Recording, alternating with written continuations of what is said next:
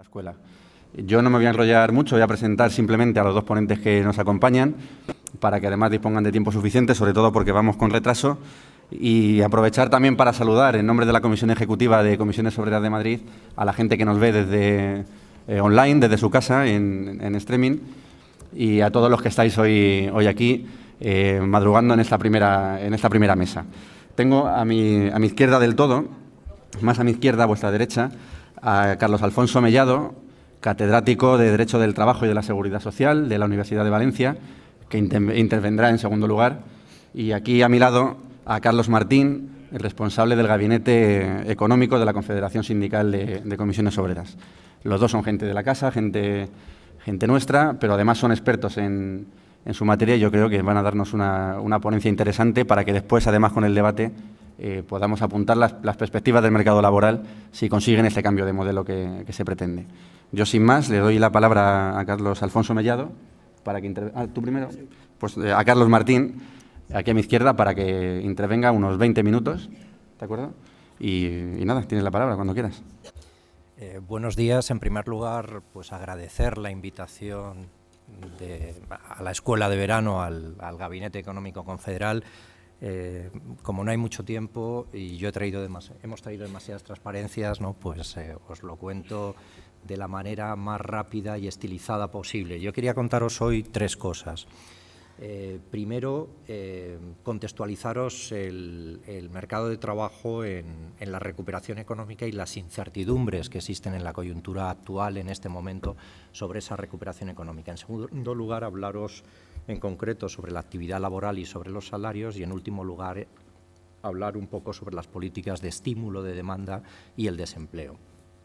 Bueno, como todos sabéis bien, hemos tenido una crisis, como decimos los economistas, en W. Como veis ahí en el gráfico donde están representados el PIB y el empleo, veis que hay ese dibujo de una W, el pico de la primera V en 2009 y el segundo, menos pronunciado, en 2012. El empleo, que es la línea roja que va por debajo, cayó más que la actividad, sobre todo en 2012, porque es cuando el Gobierno hace su reforma de trabajo y eso facilita más la expulsión del trabajo indefinido en el año 2012, como si lo veis ahí, ¿no? En 2012 la línea roja se separa más de la línea negra que en 2009, cuando, a pesar de que la crisis fue mucho más profunda en 2009.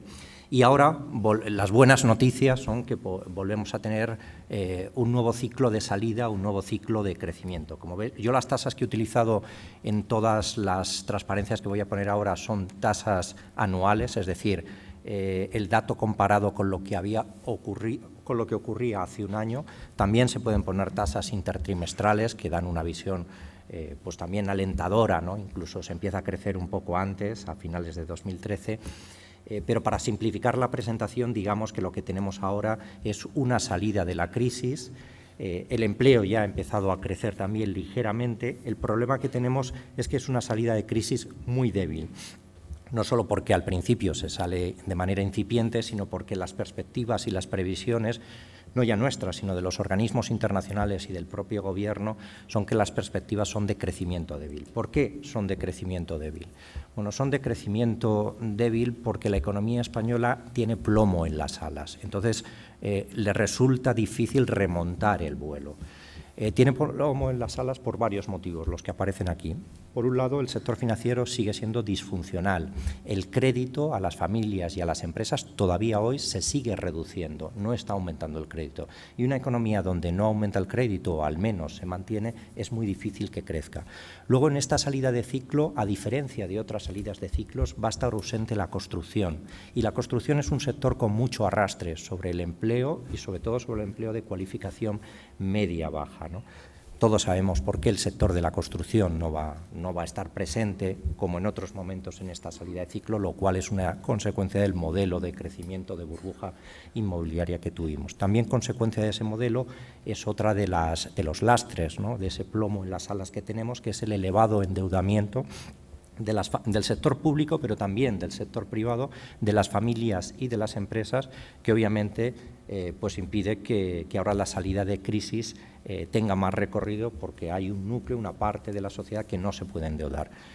En penúltimo lugar estaría la consolidación fiscal. Es verdad que la consolidación fiscal se está relajando, que la perspectiva es que a partir de ahora tenga un efecto neutral, pero lo que sí es verdad es que el sector público, a diferencia nuevamente de otras salidas de crisis o cuando hay una perspectiva a la baja, no está empujando para que salga la economía de la crisis, o sea, no está aumentando el gasto público, no están aumentando la inversión pública. Por último, el elevado desempleo, pues también es otra rémora porque significa una parte de la demanda potencial que no está activada. Por lo tanto, la conclusión de estas dos primeras transparencias sería: nuestro problema que tenemos ahora es que es una salida incipiente de la crisis con un crecimiento débil, y ese crecimiento débil se explica por ese plomo que llevamos en las alas. A esto se suma otra preocupación más pues que ha aparecido de repente, ¿no? Y que es que todas las perspectivas dicen que durante la segunda mitad del año el crecimiento encima se va a enfriar. O sea, no va a ser una progresión de seguir subiendo en esa perspectiva de crecimiento débil, pero ligeramente al alza, sino que va a haber un enfriamiento durante la segunda mitad del año, y esto es lo que ha encendido todas las alarmas. Seguro que habéis seguido por la prensa que hasta el propio Draghi salió en agosto en Jackson Hole diciendo que ya no era suficiente con la política monetaria, que era necesaria una política fiscal. Dijo cosas muy importantes, como por ejemplo que ahora el peligro no era pasarse y provocar una subida salarial excesiva o tensiones en los precios, sino que dijo que el riesgo ahora era quedarse corto y no hacer cosas para disminuir el paro estructural. A eso me referiría al final. Hay un estancamiento, quizá el principal problema es que se ha estancado Europa Central. Italia ha vuelto a entrar en recesión, Francia tiene paralizada su economía, ha habido un frenazo en la economía alemana. Esta es la gran preocupación que hay ahora, ¿no? Y lo que abre la posibilidad o la mala perspectiva de que podamos entrar en una tercera recesión si el resto de líderes europeos no siguen a Draghi. Está el peligro de deflación también ahí, no me voy a extender en ello, si eso más adelante, si hay tiempo, podemos hablar.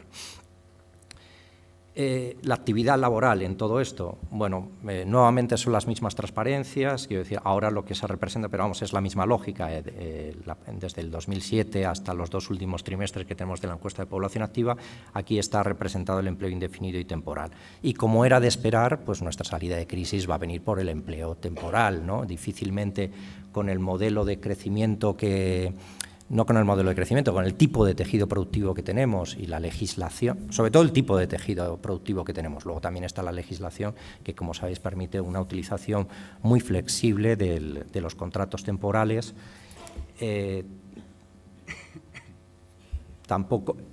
De los contratos temporales y también ahora de los contratos a tiempo parcial. Nuestra salida de crisis fundamentalmente ahora en estos momentos está siendo a través de la contratación temporal y del contrato a tiempo parcial. Quizá la novedad está siendo que se están haciendo muchos contratos a tiempo parcial indefinidos, que esto no había ocurrido antes, y en parte se explica no solo por la reforma de 2012, que ya sabéis que lo convirtió prácticamente en un contrato a llamada. En 3 días antes te pueden decir dónde te colocan la bolsa de horas complementarias. Se ha ampliado además la bolsa de horas complementarias, puede llegar hasta el 90%, si así se decide en negociación colectiva de la jornada, esa bolsa de horas complementarias, y además el contrato indefinido tiene una serie de incentivos.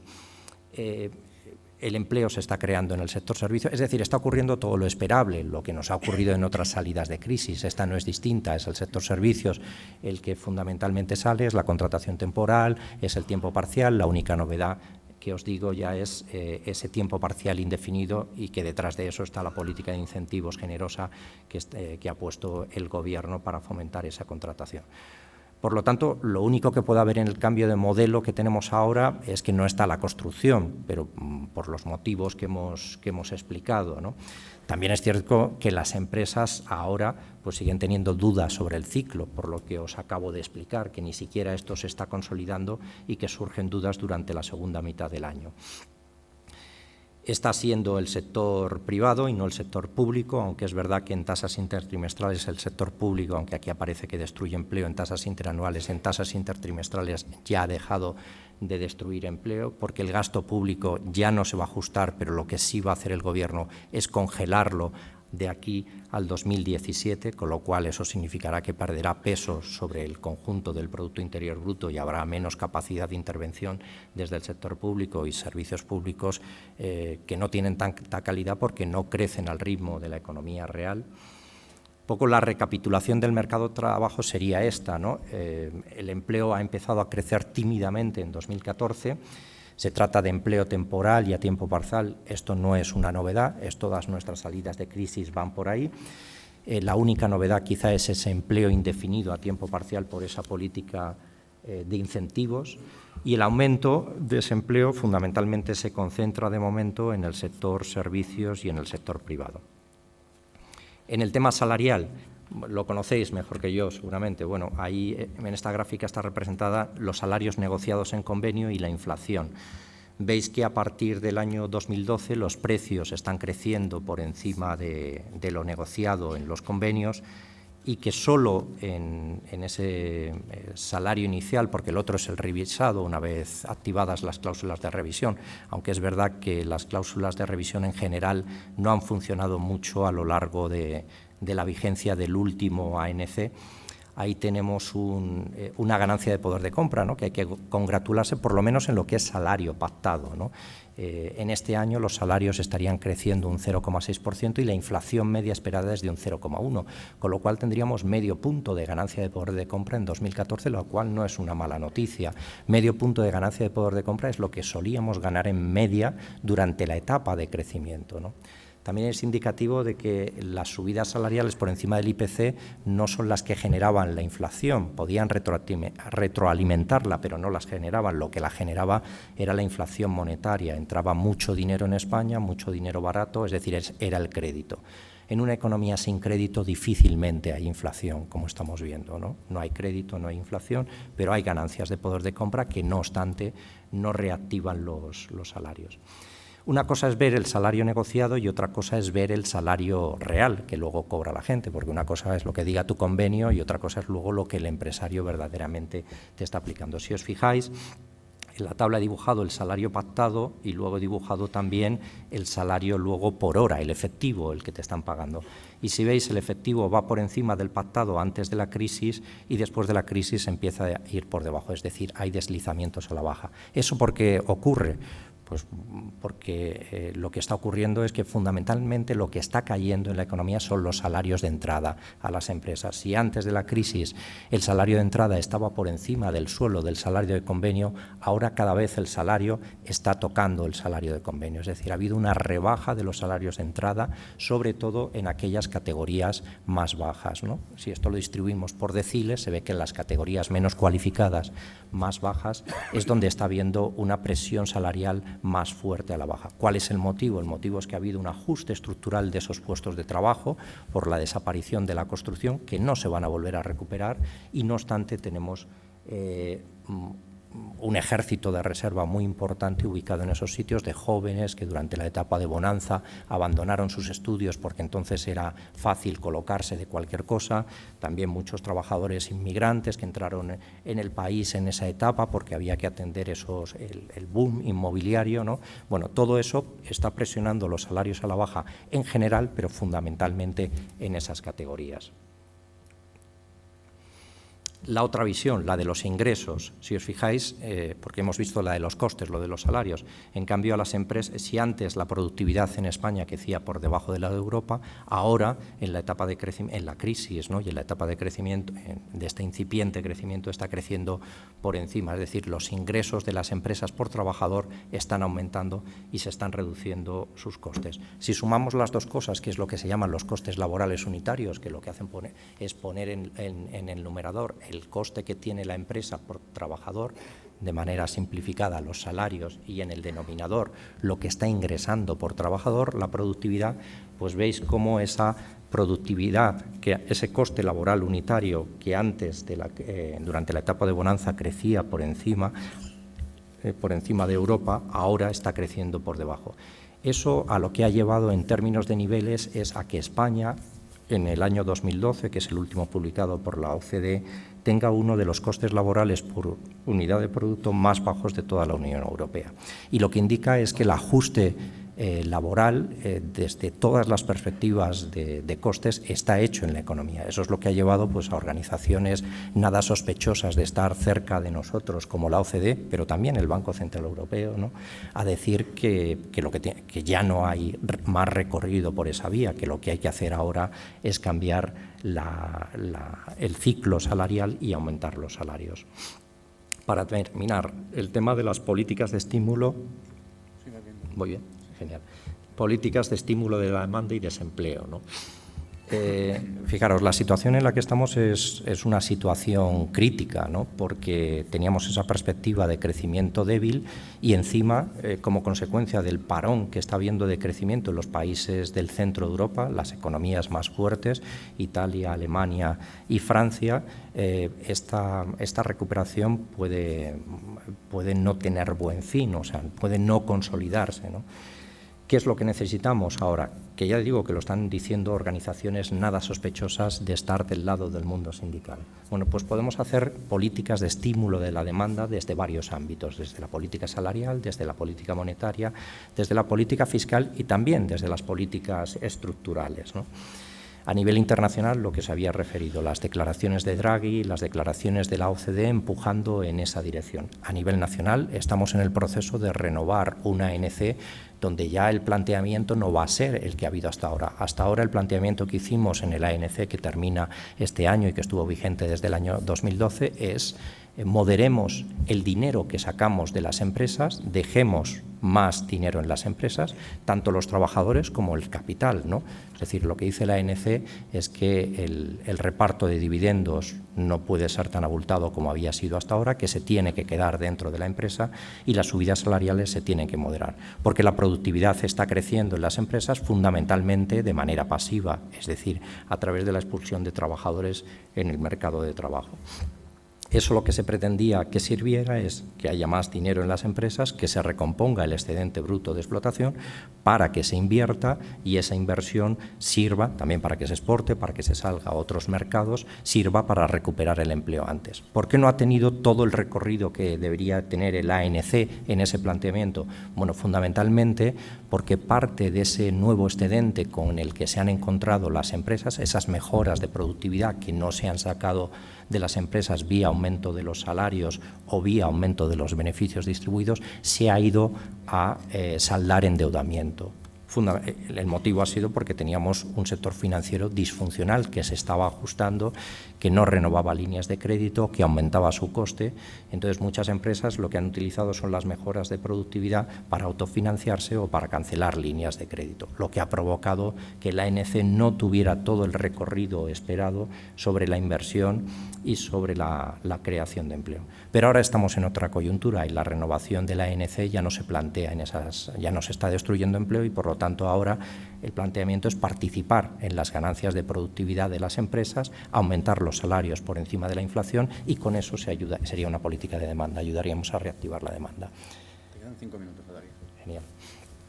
Suficiente. La política monetaria es otro elemento que también puede servir para reactivar la demanda. Seguro que seguís por los periódicos el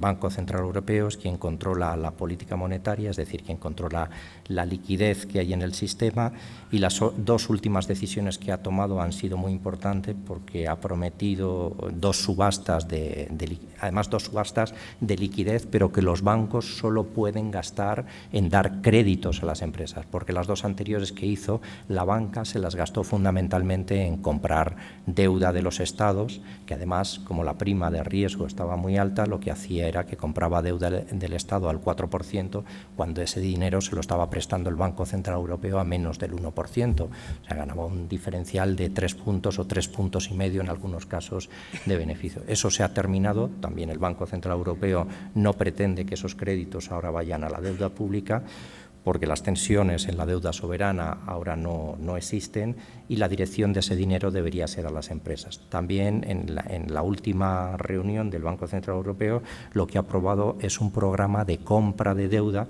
que también debería servir para que los bancos españoles relajasen el margen que están cobrando a las empresas y a las familias, que ahora tiene un diferencial Es lo que Europa está fragmentada financieramente en ese sentido porque a las familias españolas y a las empresas españolas se les cobra un tipo de interés por su financiación que está entre 2 y 4 puntos por encima del que se está cobrando en los países centrales de la Unión Europea.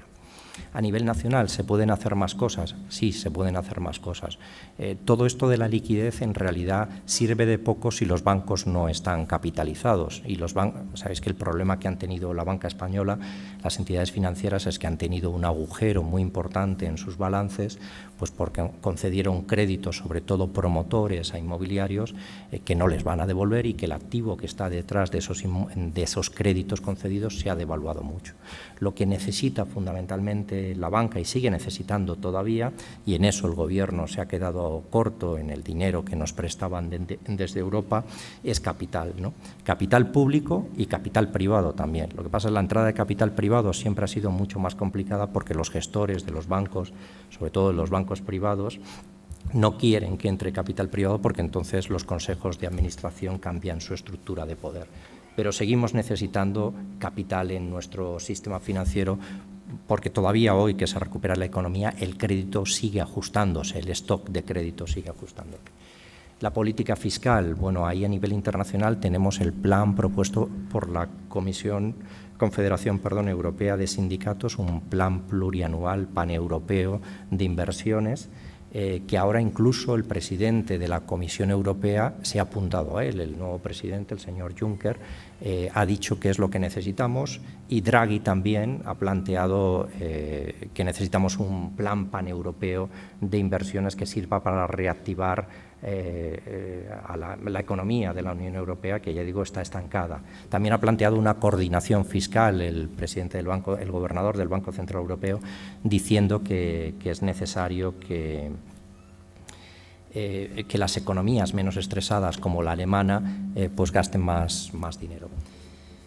A nivel nacional tenemos pues nuestra reforma fiscal, que sabéis que nosotros, la reforma fiscal no estamos de acuerdo con ella. El Gobierno plantea una rebaja de impuestos cercana a los 12.000 millones en 3 años. Nosotros lo que planteamos es que habría que combinar una bajada de impuestos con un aumento de las partidas de gasto que tienen más efecto multiplicador. Habría que recuperar la oferta de empleo público, una parte de la inversión pública y la parte de protección que estamos planteando. En cuanto a las políticas estructurales, no me voy a extender en eso, porque quizá quería contaros más lo del paro estructural y lo del último acuerdo que acabamos de firmar ahora, que va en esa dirección. Como sabéis, el problema que tenemos ahora son dos. Por un lado es que la economía está creciendo muy poco y, por lo tanto, ese sería nuestro primer problema, pero incluso aunque creciésemos a un ritmo suficiente del 2% o por encima del 2%, en ese marco de crecimiento tendrían oportunidades de encontrar un trabajo razonable la mitad de los desempleados. La otra mitad de los desempleados, por las características que tienen nuestro desempleo, tienen muchas opciones a convertirse en paro estructural, por las características que aparecen ahí. El 62% de los parados ya son de larga duración, el 55% tiene como mucho la ESO o menos, tenemos un volumen de desempleo muy importante entre los jóvenes y hay 740 hogares, según la EPA, donde no entra ningún ingreso laboral.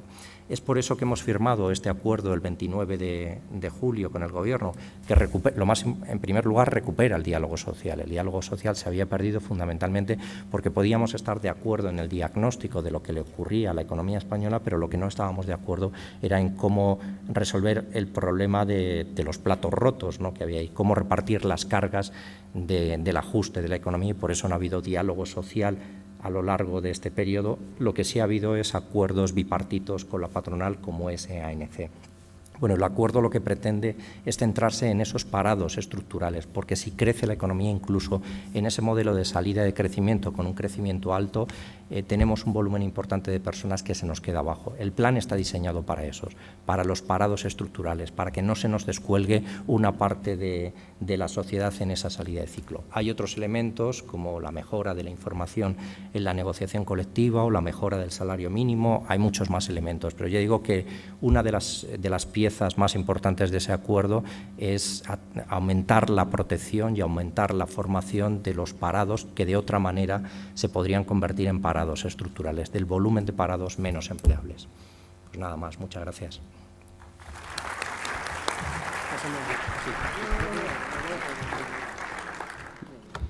Bueno, muchas gracias, Carlos, por esta descripción tan clara de la economía española, que decías que tiene plomo en las alas. Yo creo que es una frase que describe muy bien por qué no terminamos de despegar.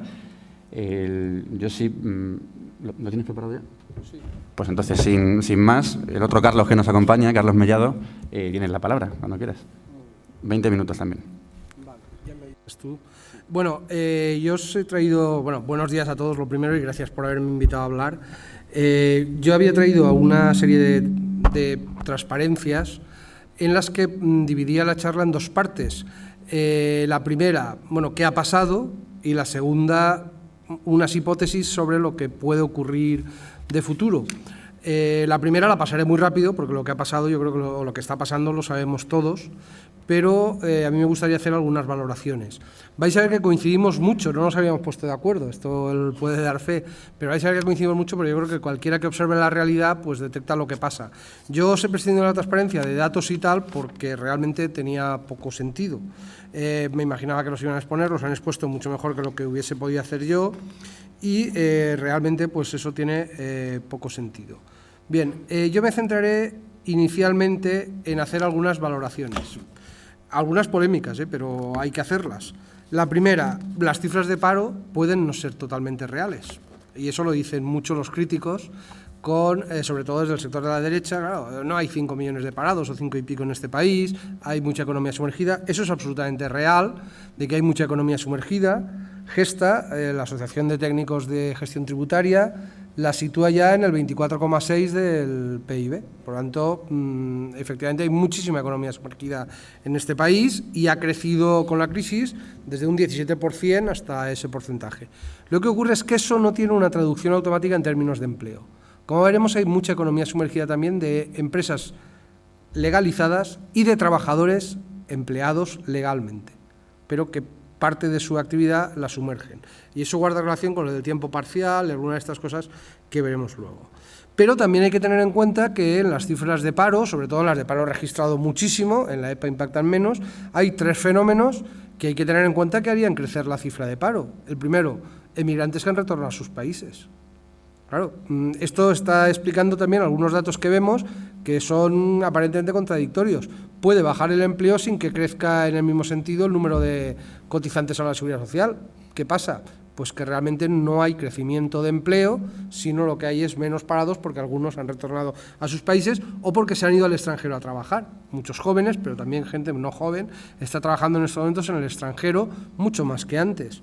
Y también se computan en el empleo empleos muy marginales, empleos que nosotros, vale, efectivamente reúnen las condiciones de la EPA para considerarlos empleo, pero nosotros no diríamos en términos sociológicos que esa persona está empleada. Hay una serie de contrataciones de muy breve duración, muy marginales, que realmente, aunque computen como empleado, pues realmente es problemático.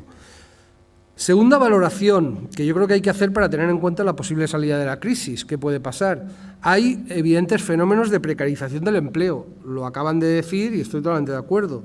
Está creciendo el trabajo a tiempo parcial, muchas veces como trabajo de temporada, también está creciendo.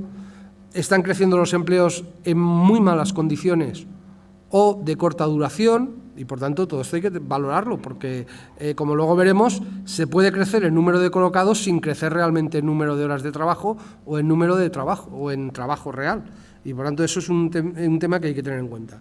Una tercera valoración es que no nos debería valer como un agente progresista simplemente que crezca el empleo, sino nosotros queremos empleo decente, de calidad. Y ahí hay un elemento muy claro que hay que valorar. Hay evidentes fenómenos de desajuste entre cualificación y trabajo en estos momentos. Estamos invirtiendo muchísimo, hemos invertido muchísimo en educación, menos que otros países, ciertamente, pero se ha invertido, se está invirtiendo en políticas de formación, hay una preocupación, pero luego el problema es que los empleos que se ofrecen mayoritariamente son no cualificados. Y por lo tanto, este es un tema de falta de empleo cualificado que hay que tener en cuenta. Relacionado con eso, las cifras y estos primeros repuntes de empleo inciden también en ese factor.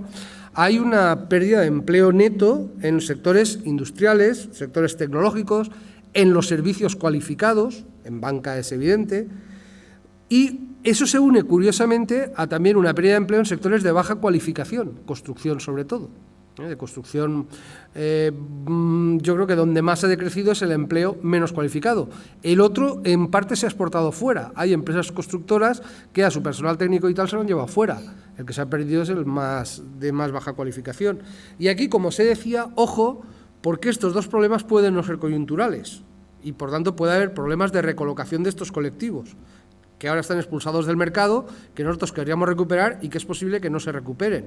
Gente con buena cualificación que no va a encontrar empleo cualificado, gente de baja cualificación que no va a acceder al mercado de trabajo. Por tanto, este es otro tema que habría que valorar. Y quinto, para ver también la salida, aparecen cada vez con más fuerza prácticas discriminatorias en la contratación. Aquí se ha dicho y es absolutamente cierto, aquí juega el ejército de reserva. Cuando hay un volumen grande de parados, ¿a quién contrato yo? Al que pienso que me va a rendir más en la empresa. Y por tanto, bueno, no os lo voy a repasar, se busca siempre el trabajador más productivo y por tanto no quiero mujeres, no quiero, incluso ayer salía la noticia, pero que es absolutamente real, el currículum juega en contra del empleo, claro. ¿Cómo voy a colocar? Nosotros hemos tenido, por ejemplo, abre un centro nuevo de una gran superficie comercial y no coloca a los cualificados, a la gente que tiene estudios y tal. ¿Por qué? Porque piensa que se van a ir en cuanto encuentren un empleo mejor y por tanto coloca a los no cualificados. Entonces estamos asistiendo a fenómenos realmente tremendos, ¿no? Si nos pasamos a las condiciones de los empleados, los que siguen manteniendo el empleo en esta coyuntura, yo diría que hay dos temas que hay que contemplar y que en la salida de la crisis habrá que abordar. Primero, precarización del tipo de empleo que tienen, los que tienen trabajo han precarizado el tipo de empleo, y segundo, precarización de las condiciones de trabajo. Si hablamos de cómo hay que salir de la crisis, cuándo se producirá, qué va a pasar, esto habría que contemplarlo. Yo creo que eso lo veis todos. Precarización de las condiciones de contratación. El empleo temporal sigue predominando, más del 90% de las contrataciones siguen siendo temporales. Todas las normas destinadas a fomentar la contratación indefinida no surten efecto. Pero además le están mandando a los empresarios un mensaje tremendamente equivocado, la cultura de la precariedad. El empresario percibe en estos momentos el empleo fijo como algo molesto y que le han de premiar para contratar fijo, cuando debería ser la contratación normal. Legalmente, para los que sabemos de derecho, es la contratación normal. Y el mensaje que se le está mandando, ya sabemos que contratar un fijo es muy molesto, bueno, pues vamos a darle todo tipo de incentivos para que usted contrate fijos. Primero, no sirve de nada, no contratar más de los que iban a contratar en términos normales, pero segundo, le estamos insistiendo todavía más en la cultura de la precariedad. Huya usted de los fijos son molestos, los fijos son costosos, no contrate fijos. Entonces es una política totalmente errónea y equivocada. Alguna vez la cambiarán, no sé cuándo. Y luego además estamos viendo, yo traía alguna cifra, ha habido meses en que la contratación, el 40% se ha concentrado en contratación a tiempo parcial y en la mayoría de meses está por el 30%, por lo tanto estamos asistiendo a un crecimiento de la contratación a tiempo parcial, a veces fraudulenta, pero bueno, eso lo veremos luego. Pero además, aquí hay un elemento, y yo siempre digo lo mismo, si alguno ha estado en otra charla mía me lo habréis oído citar, pues tenéis aquí en Madrid un madrileño que yo creo que no es muy de izquierdas, de hecho colabora en El Mundo, pero que es un gran escritor, que se llama Lorenzo Silva. Y creo que esto lo diagnostica perfectamente, porque encima resulta que la precarización viene también de la inestabilidad en el empleo. Inestabilidad en el empleo, el que es temporal la tiene, pero ojo, los fijos con periodos de prueba excesivos también son precarios. De hecho, en los contratos de emprendedores, el famoso contrato de emprendedores, la mayor parte no llegan al año, por lo tanto se extinguen en el periodo de prueba, y es un dato que habría que tener en cuenta. Pero además, la rebaja de la protección frente al despido, abaratándolo, y encima dificultando la reclamación del trabajador por el colapso judicial, que es provocado, o sea, no es algo artificial, si queréis luego en el coloquio lo vemos, es absolutamente provocado, porque claro, si yo soy trabajador y me dicen que me van a reconocer la indemnización de aquí 2 años, yo voy a pensar, oye, págame lo que sea, pero ya, y me voy. Y claro, entonces estoy menos protegido frente al despido. Y eso este escritor, Lorenzo Silva, tiene un libro, La fraqueza del bolchevique, en el que define muy clara la situación, porque es una visión pesimista del trabajo en una empresa, en una oficina donde trabaja, pero él dice que hay 3 categorías, ¿no? Bueno, los directivos, los budas, que son la gente que lleva mucha antigüedad en la empresa y que el despido es caro y que entonces son los que de verdad pueden tener derechos, y luego dice, creo que dice los eventuales de mierda, perdóname la expresión, pero creo que es la que él utiliza. Pero dice, no son los temporales, no se crean ustedes, son todos aquellos que reúnen esta condición, su despido es barato, y por tanto en el fondo son eventuales, porque la empresa el día que quiera los tirará. por mucho que el contrato sea fijo, le llamemos como queramos. Absolutamente cierto. Cuando los economistas de un sector más ultraliberal defendían, y a veces incluso de sectores supuestamente progresistas, defendían lo del contrato único, la contestación que les hacíamos es decir, ¿pero qué queréis? Si un contrato con poca protección frente al despido, aunque le llamemos fijo, sigue siendo un contrato precario, eventual, temporal, inestable, porque la empresa cuando quiera despedirá a ese trabajador. Y esto se está produciendo, y por lo tanto yo creo que eso es un elemento que debemos tener en cuenta. Bien, y luego os decía también lo del crecimiento de la economía sumergida. Claro, que economía sumergida, hay empresas sumergidas, hay actividad sumergida, pero ojo, porque hay mucha actividad aparentemente de empresas no sumergidas, pero que utilizan trabajo sumergido. Parte del trabajo es a domicilio no legalizado, utilizan inmigrantes no regularizados. Ahora ha estallado, por ejemplo, el tema del campo, pero ¿quiénes se aprovechan del tema del campo? No es el señor que recolecta la naranja en mi comunidad, pues esa naranja va a un almacén que la paga un precio y ese almacén la distribuye luego a una gran superficie comercial y por tanto el hecho de que esos trabajadores estén irregulares en condiciones precarias, cobrando muy poco, no beneficia al agricultor, al que le pagan un precio irrisorio, acaba beneficiando al intermediario y a la gran superficie comercial, absolutamente legales y que seguramente ya se lavarán las manos y dirán, oye, yo compro a un precio.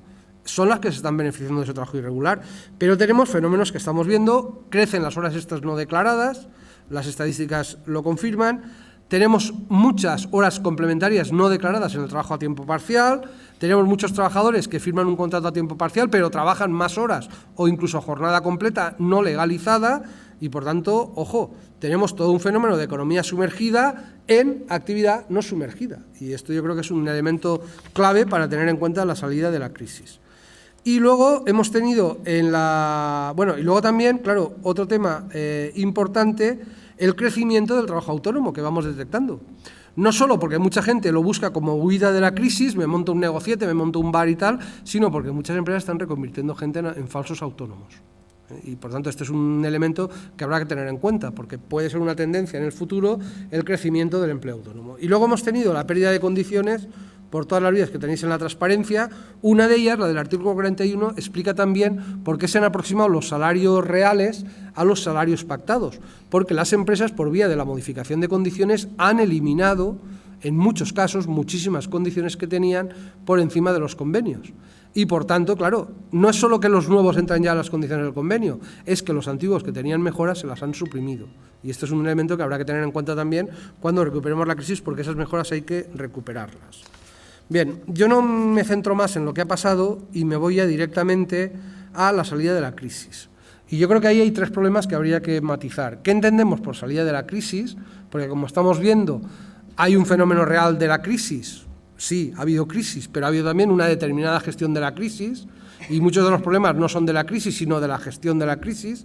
Por lo tanto, ¿qué entendemos por salida de la crisis? Segundo, nos convertimos en Rappel, tenemos una ola de futuro y decimos, ¿cuándo se saldrá de la crisis? ¿Estamos saliendo ya? ¿No estamos saliendo? Y tercero, ¿cómo se saldrá de la crisis? Que es lo que nos plantean.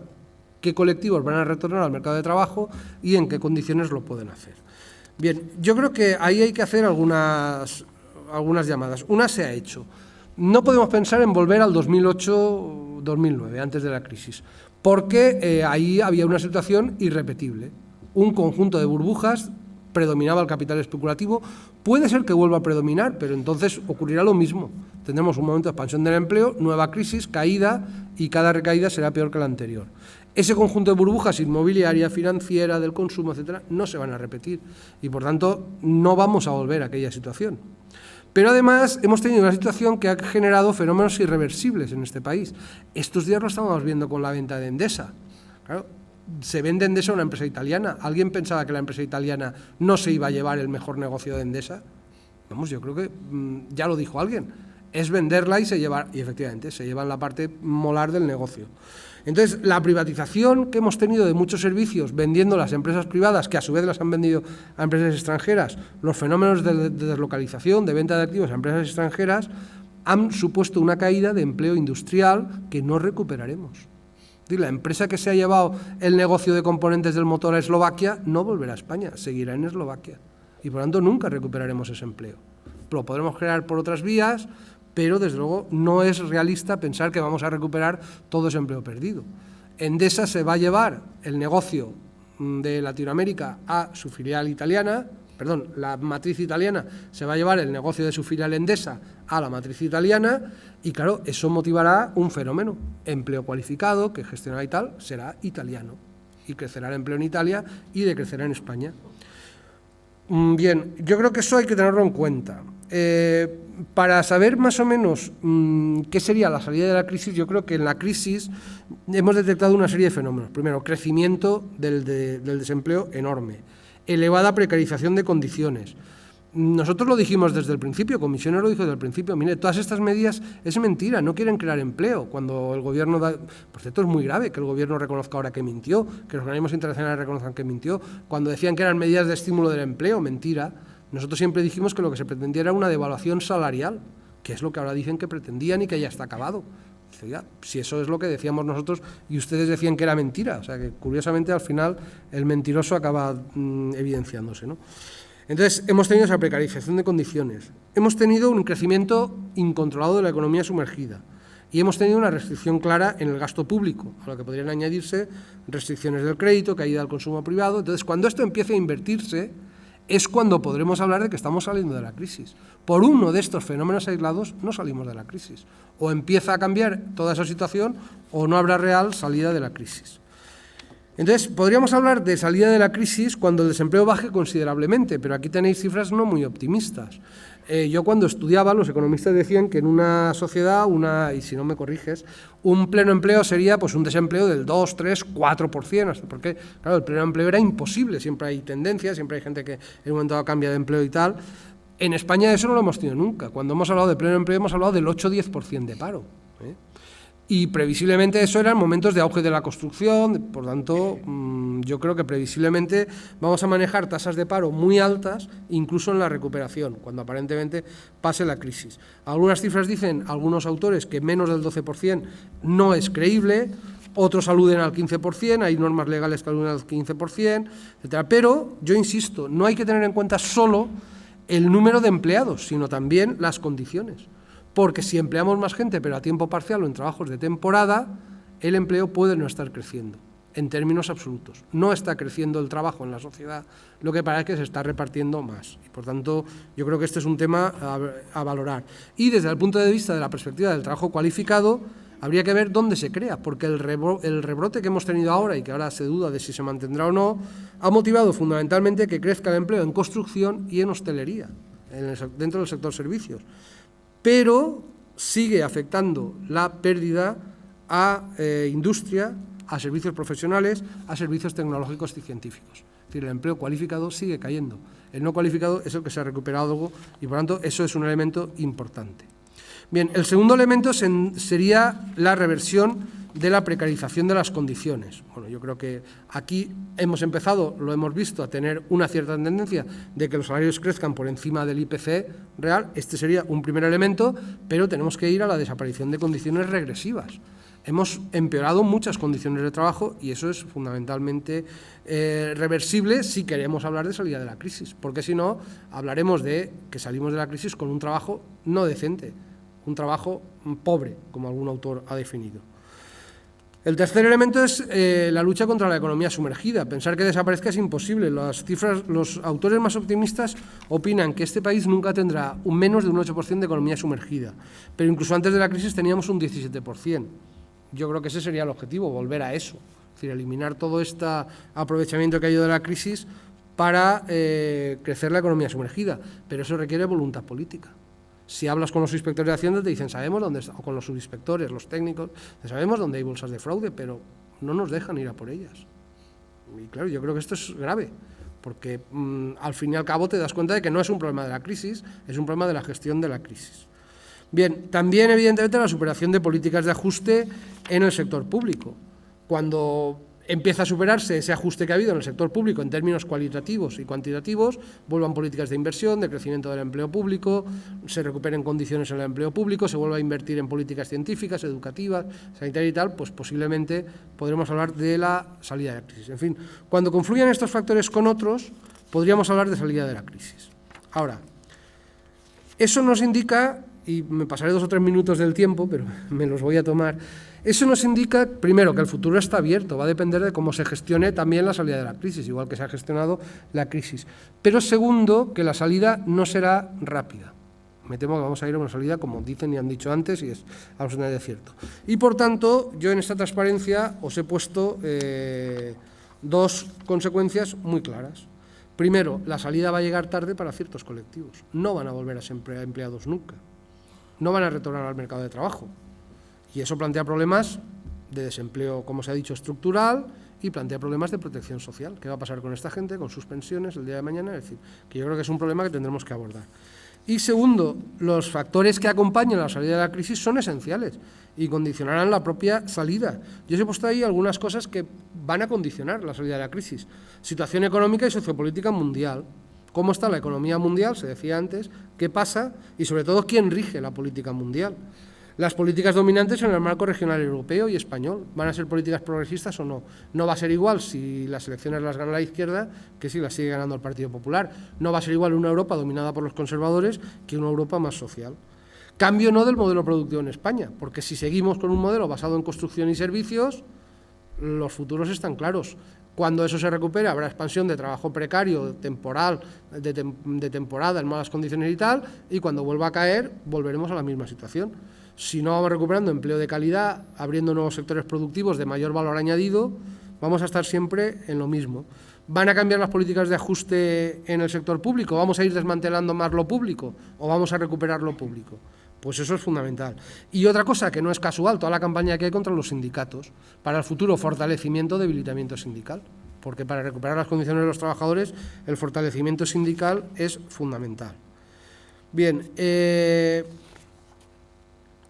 las conclusiones de empleo yo me las salto y me interesaría plantear esto, porque aquí sí que tenemos una cierta capacidad de incidencia.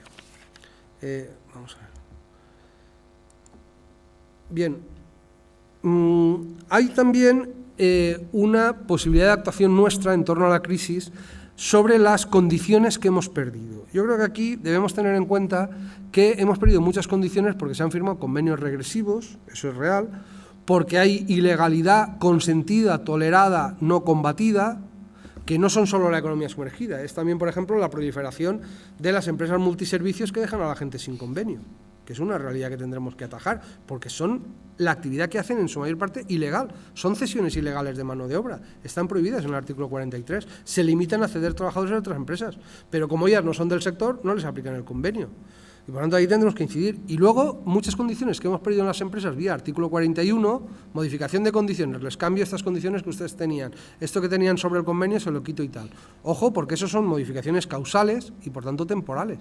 Cuando desaparezca la causa, la situación económica que la empresa alegó, debemos retornar a la normalidad. Y por tanto, sindicalmente tenemos que incidir, si queremos trabajar sobre la salida de la crisis, en esos tres temas. Eliminar convenios regresivos, sobre todo descuelgues en las empresas, convenios de empresas regresivos, que no han proliferado mucho, pero han aparecido, recuperación de las condiciones que perdimos vía 41, o vía de hecho, porque el empresario las quitó y no teníamos fuerza para reclamar, y exigir compromiso de combatir la ilegalidad. Y la ilegalidad es economía sumergida, prácticas sumergidas en la economía no sumergida, horas extras falsas, no declaradas, horas complementarias ilegales, y ilegalidades que están toleradas incomprensiblemente, empresas multiservicios, por ejemplo, o el trabajo de ETTs, por ejemplo, en actividades que son de temporada y que por tanto los trabajadores deberían ser fijos y por tanto nunca podrían ser de una ETT. Bien, para ello sería necesario, y voy acabando ya para no pasarme más del tiempo, sería necesario primero recuperar la normalidad en las relaciones laborales y por tanto recuperación del poder sindical. Esto es fundamental. Segundo, claro, que decrezca el trabajo pobre, precario, en malas condiciones, porque esto es esencial. Un trabajador poco protegido no reclama sus derechos, tiene miedo, no los va a reclamar, no se va a atrever, no se va a sindicalizar, no va a apoyar las alternativas sindicales. Por tanto, para nosotros es esencial combatir el trabajo pobre. Para eso es esencial la protección frente al despido y recuperar la normalidad de los órganos judiciales. Tendremos que trabajar en eso. Y debemos exigir de los poderes públicos un compromiso firme contra la ilegalidad, compromiso fiscal, compromiso laboral de la Inspección de Trabajo, de los organismos públicos laborales, compromiso de los jueces, que muchas veces son muy tolerantes con estas prácticas ilegales, y claro, todo eso nos conduce a una conclusión muy clara. La recuperación de condiciones dependerá de la correlación de fuerzas, y eso es lo que motivará. En esa, me salto ya las transparencias que quedaban, me iré simplemente a las conclusiones. En consecuencia, el futuro es bastante complejo, y en ese futuro hay que tener en cuenta que, previsiblemente, si no cambiamos el modelo productivo, nos encontraremos con que empleo cualificado no crecerá y, por tanto, los jóvenes seguirán con sus problemas, alta tasa de paro, empleo infracualificado, tendrán más cualificación que la de sus empleos, tendremos colectivos que no retornarán al mercado de trabajo porque, como he dicho, la crisis, la salida les va a llegar tarde, gente de 45, 50, 55 años de no mucha cualificación o cualificados. En los dos casos la recuperación les va a llegar tarde, y si no influimos en las políticas públicas, y por tanto van a haber elecciones, todos tenemos claro lo que tenemos que hacer, y si no recuperamos el poder sindical, la salida de la crisis se gestionará exactamente igual a como se ha gestionado la crisis, y por tanto volveremos a crisis cíclicas. Yo he dicho alguna vez, y quiero acabar con eso, he dicho alguna vez una cosa muy clara, que es casi de chiste, pero es real. Si viniese, suponiendo que en Marte hayan marcianos, que es mucho suponer, y bajase uno a la Tierra y nos preguntase, ¿cómo están ustedes por aquí? Pues mire, muy mal, tenemos una crisis, tal, hay mucho desempleo, el empleo es poco cualificado, tenemos un momento de recuperación, pero luego vuelve la crisis. Nos dirá, ¿y esto es nuevo de ahora? Y le dirá, no, que va, si ya en el año 84 hicimos la primera reforma del Estatuto de los Trabajadores por la crisis, y en el año 80 también teníamos crisis y tal, y desde entonces hemos tenido un montón de reformas por la crisis y tal, y nos diría, ¿y qué hacen ustedes? Pues si la política de salida de la crisis se gestiona igual, le tendríamos que decir, pues mira, lo mismo de siempre, fomentamos la contratación indefinida, decimos que tiene que haber más flexibilidad, damos subsidios a la gente que está en el paro porque somos incapaces de colocarlos, bueno, todo lo que estamos viendo. ¿Y consiguen algo? Y no, que va, nada. De momento hay un repunte, cuando crece la economía, pues vuelve a crecer algo el empleo es precario, malos, temporal y tal, cuando luego vuelve la crisis vuelven al paro y tal, y suponiendo que haya marcianos que bajen a la Tierra, que nos pregunten todo eso y que tengan uso de razón, nos diría, ¿y por qué no cambian de políticas? Pues yo creo que eso es lo fundamental, para evitar que la salida de la crisis nos vuelva al inicio, a lo mismo, y por tanto a una crisis posterior, habrá que cambiar de políticas. Esto es complicado porque hoy, por desgracia, las políticas se han globalizado. Ya no puede ser un país el que cambie de políticas, pero nosotros tendremos que contribuir a que cambie si queremos que crezca el empleo cualificado, que de verdad baje el desempleo, que de verdad se recupere un poco la economía formal y decrezca la economía sumergida en los términos que tenemos, y sobre todo si queremos que el empleo que se cree sea trabajo decente, trabajo con derechos, trabajo no precario, trabajo con garantías y con dignidad. Bien, acabo aquí, perdonad que me haya pasado un poquito.